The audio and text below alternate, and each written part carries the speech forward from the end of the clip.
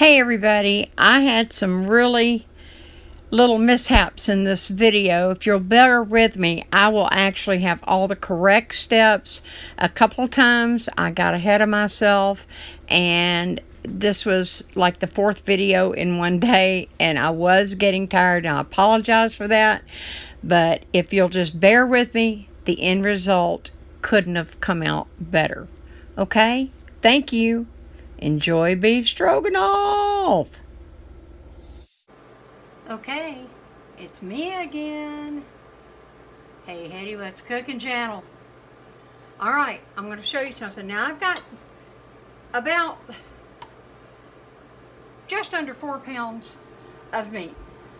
Feeding a lot of people tonight, but I'm going to half this recipe for you. Okay? So we're only concerned with approximately 2 pounds of beef. You can use whatever cut you want to. I've got a little vegetable oil in this pan, okay? You see the shimmer? It's ready to go. I salt and peppered, okay?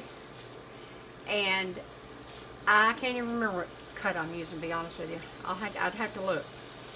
I use different cuts. There's no rhyme or reason. Just usually a nice, sometimes I've used Irish round, I've used chuck. See, I should have cut him better, but he's pretty thin, so that's all right. Anyway, I'm getting this meat in the oil. I'm going to take about half this meat, just split this up, making half for y'all and half later. Off camera. Anyway, I wanted to show you how to get this started. All you're going to do, you see, I've got them cut about like that. Some are a little longer than others, but they're all about the same size.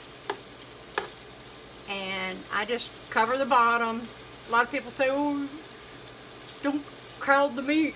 Well, in some things, if you're frying certain things, whatever, that works.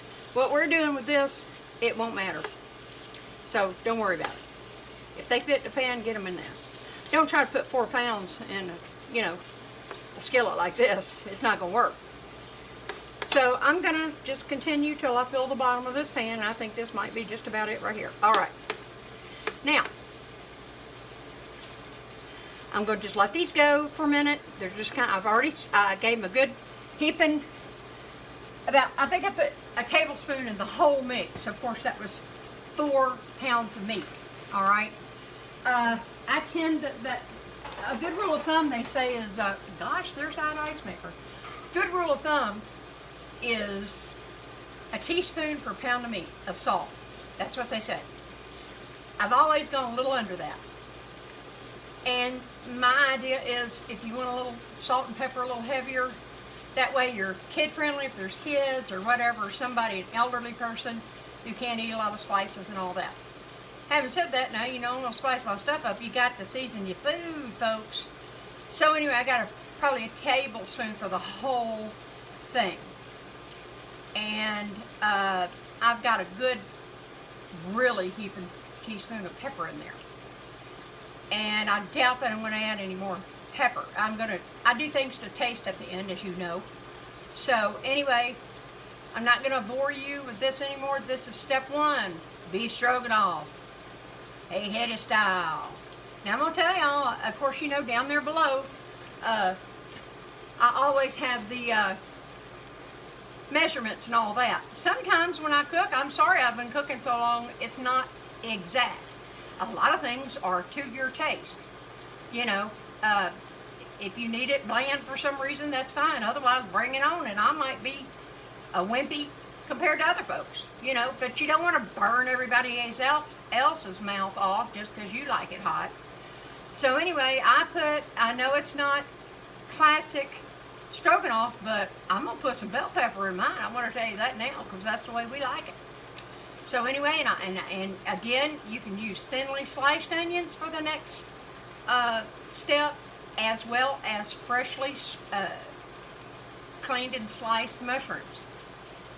I'm using some beautiful mix of white and brown mushrooms frozen, and also I'm using some of my caramelized onion and roasted garlic, and I'm going to be using my fresh frozen Yeah, thanks to fresh frozen bell pepper today too. Again, it's one of those meals that by pre-prepping, you know, you could even throw this meat in a crock pot, you know, and then put it up, and then you're basically just throwing your meal. You'd have it ready in less than 45 minutes, you know. Stuff like that. So there's a whole lot you can do to make this a fast meal, but it might be Saturday and you don't care. So of course take your time. I do that a lot. There's always several ways to do what I do, my dish. Well, I mean, sometimes there's only one way to do it, my way. Okay, I'm gonna get this meat going so you can see what it looks like, and then I'll bring you back, okay? Okay, I'm back. You see how beautifully this is cooking. So it's nice and browned off. And all I'm going to do is take this up. It's not cooked all the way through. It's just browned exactly like the way I like it. Just right. Still going to be so tender. And so now, what's next? Alright, well, in my case, what's next is, and that's optional, but I'm adding them in about 1 bell pepper's worth of my frozen bell peppers. And since they're frozen, I'm putting them in first, because my caramelized onions, of course, they're already basically cooked, and mushrooms don't take long at all to cook. In fact, hold on a minute. I love bell pepper. Got to put a little bit more in there. Sorry, folks. That's up to you. That's how we like it. Alright, so this won't take but a minute. And so this won't take long to saute off at all. 2 or 3 minutes at the most. Remember, I'm not trying to cook it to death because we're going to simmer this for about an hour after I get it all incorporated together. I forgot one thing. I'm going to use this butter up out of my butter bell anyway.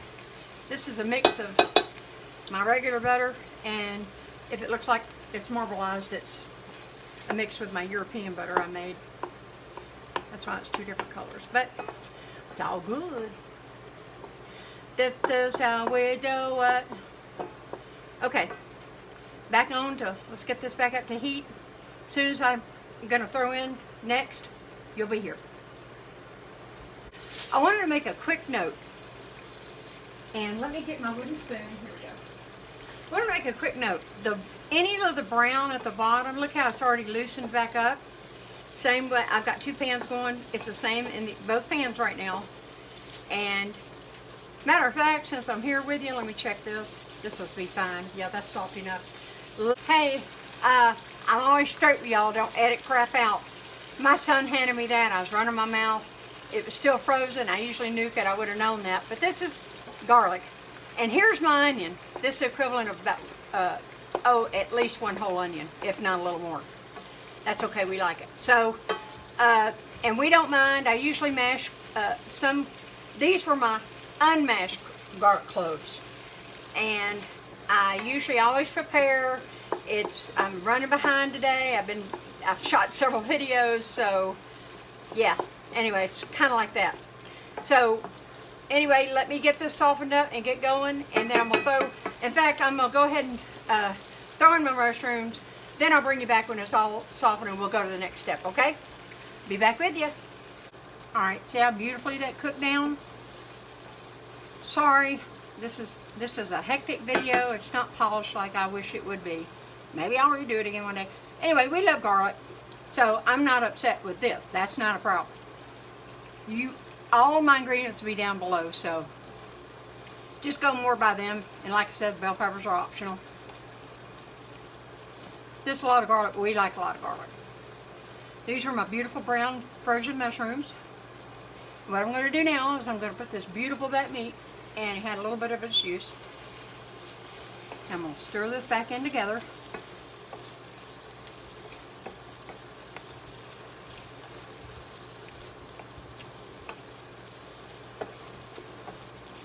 And I'll be back with the liquid.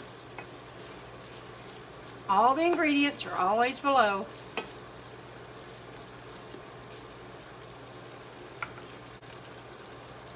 Alright, now I've added the meat back in. Before I add the liquid, I'm gonna come over this. I'm gonna give a generous sprinkling of flour. Okay, that's it. That was a heaping tablespoon I put in. Now look at this. See how it comes together so beautifully? And don't forget, this is going to simmer 45 minutes or an hour. So now we're going to cook it like this for just a minute, because we don't want that flour taste. We want just the meat and vegetables flavored together. Alright, whoops, making a mess now. Alright, so I'm going to let that cook for just a minute, and when I add the beef broth, I'll come right back in. Okay, look how beautifully this is cooked down. And now, what do?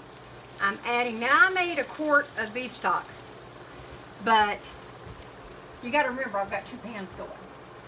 Because I never use all of it the first go round, and the reason is I want to reserve some, because I'm gonna cook this down a little bit more. And another thing, you didn't notice I told you how much salt I put on the meat at the beginning. I haven't added another drop. And the reason is, I taste at the end. Beef broth has salt in it, so I may not need another thing. Okay, but look how beautifully this is doing. Because of the flour, look how that's thickening up already. Alright, and now I'm going to just cut this down to simmer. Put a lid on it. And poof, I'll be checking on it. And when it's done, I'll come back with the finishing touch. That sour cream creme fraiche. Alright, it's been 40-ish minutes, give or take. And I want to tell you, I'm sorry for my little mishaps. I'm sorry this wasn't a neater put together video. I'll repair everything at the beginning or something and tell you all you need to know. And as always, the recipe is down in the description box. And also, if you have a question, ask me. It might take me a couple days to get back to you, but I will. Okay? Alright. Like I said, this has been 40-ish minutes. Look at that. Oh, nice. That's all flavor. And now, if you want yours a little looser, all you do is go back in with a little of that extra beef broth. And now, folks, for the finishing touch. We like a little extra. Start off with about 3 tablespoons of your sour cream or creme fraiche. Store-bought sour cream, that's fine. And just stir it in.